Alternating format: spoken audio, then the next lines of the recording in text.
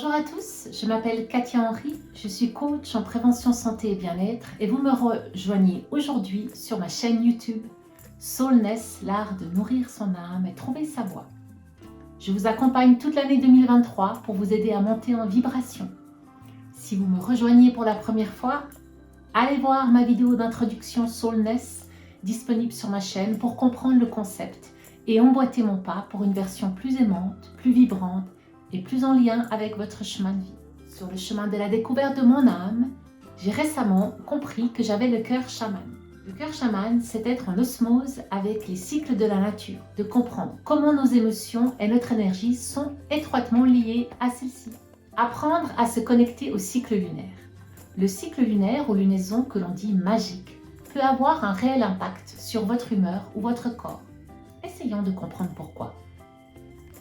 Si la lune a de l'influence sur une plante ou sur les marées, et cela a été prouvé de longue date, elle en a forcément sur l'être humain qui est fait de cellules, comme la plante. Sans oublier que le corps humain est composé de 60 à 80% d'eau. Ça s'apparente aux marées. La lune est donc un raz-de-marée émotionnel qui peut facilement nous submerger. Il est utile de comprendre les phases pour aspirer à vivre en harmonie avec elles. Un cycle lunaire se fait sur environ 29 jours un quart. Et pour simplifier, elle se découpe en 4 phases. La nouvelle lune, le premier quartier, la pleine lune et le dernier quartier. De la nouvelle lune à la pleine lune, c'est une énergie croissante, une énergie yang, une phase d'action. Et la pleine lune en lune noire, c'est une phase en énergie décroissante, une énergie yin, une phase où on ralentit et on revient vers l'intérieur de soi. Dans mon programme Soulness, nous allons nous intéresser à la phase de la pleine lune et à la phase de la nouvelle lune, deux moments clés en vibration énergétique. Nous allons aussi nous intéresser à une phase moins connue qui est la lune balsamique, moment de repos propice aux rêves et à l'intuition. Commençons par la phase la plus connue, la pleine lune. Le rayonnement de la lune est plus intense pendant la pleine lune. Le soleil fait face à la lune et l'éclaire complètement. Elle réveille l'énergie et la gloire du féminin sacré, l'énergie yin de notre être. Ces influences sont actives pendant 3 jours. La nuit avant la pleine lune et la nuit d'après. Durant la pleine lune, les émotions sont décuplées.